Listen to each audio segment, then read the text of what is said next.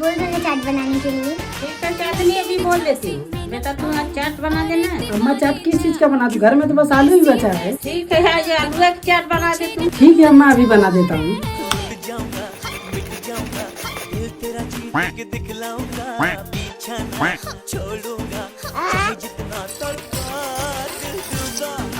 चाचू बिना मटर का चाट कैसा लगेगा? शादी में वो तो खाने के बाद ही पता चलेगा।